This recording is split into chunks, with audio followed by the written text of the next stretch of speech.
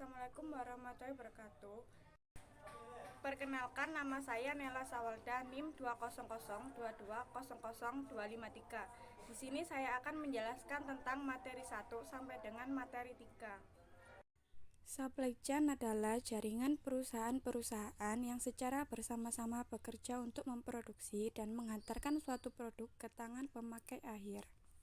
Ada 3 macam hal yang harus dikelola dalam supply chain, yaitu pertama, aliran barang dari hulu ke hilir. Contohnya bahan baku yang dikirim dari supplier ke pabrik. Setelah produksi selesai, dikirim ke distributor, pengecer, kemudian ke pemakai akhir. Kalau supply chain adalah jaringan fisiknya, yakni perusahaan-perusahaan yang terlibat dalam memasok bahan baku, memproduksi barang maupun mengirimkannya ke pemakai akhir. SCM adalah metode, alat, atau pendekatan pengelolaannya. Di sini saya akan menjelaskan tentang detail cakupan SCM. Bagian pengembangan produk. Cakupan kegiatannya yaitu melakukan riset pasar, merancang produk baru, melibatkan supplier dalam perancangan produk baru. Pada bagian pengadaan, cakupannya yaitu memilih supplier, mengevaluasi kinerja supplier, melakukan pembelian bahan baku dan komponen, memonitor supply risk, membina dan memelihara hubungan dengan supplier. Pada bagian perencanaan dan pengendalian, cakupan kegiatannya yaitu demand planning, peramalan permintaan, perencanaan kapasitas, perencanaan produksi, dan persediaan.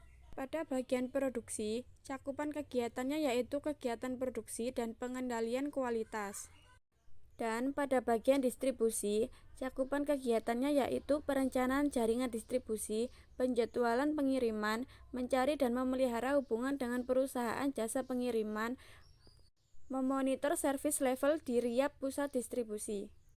Maka dapat kita simpulkan bahwa pengembangan produk sangat penting terutama bagi industri inovatif seperti industri garmen, komputer, elektronik, packaging, dan sebagainya. Hal ini dikarenakan produk life cycle-nya pendek. Menghasilkan sebuah rancangan produk bisa memakan waktu dan biaya yang sangat besar. Padahal di sisi lain perusahaan dituntut untuk bisa menghasilkan rancangan dalam waktu cepat dan biaya yang murah. Fungsi fisik dan mediasi pasar. Aktivitas fisik terdiri dari mencari bahan baku, menyimpan material atau produk, distribusi atau transportasi, dan pengembalian produk.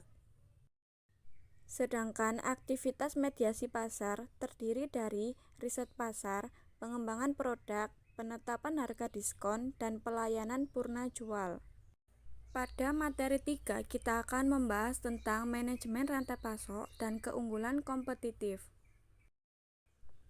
Hakikat rantai pasokan yaitu jaringan organisasi bisnis yang menyangkut hubungan ke hulu dan ke hilir dalam proses dan kegiatan yang berbeda yang menghasilkan nilai yang berwujud dalam bentuk barang dan jasa di tangan pelanggan terakhir.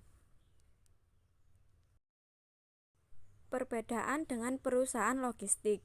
Manajemen logistik mengutamakan pengelolaan termasuk arus barang dalam perusahaan, berorientasi pada perencanaan dan kerangka kerja yang menghasilkan rencana tunggal arus barang dan informasi di seluruh perusahaan.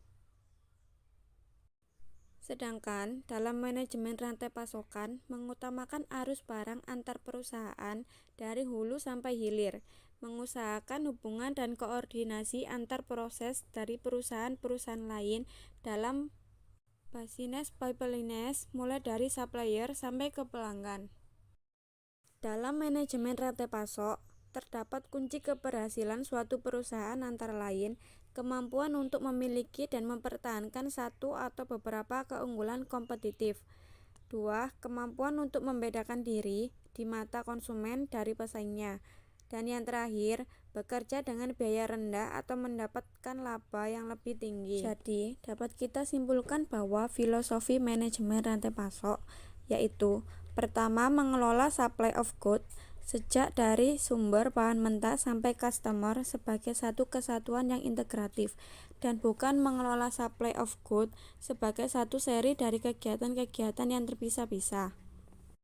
Dan yang kedua yaitu mengembangkan partnership atau kemitraan dan co-makership atau kerja sama membuat barang bersama dengan organisasi baik upstream maupun downstream.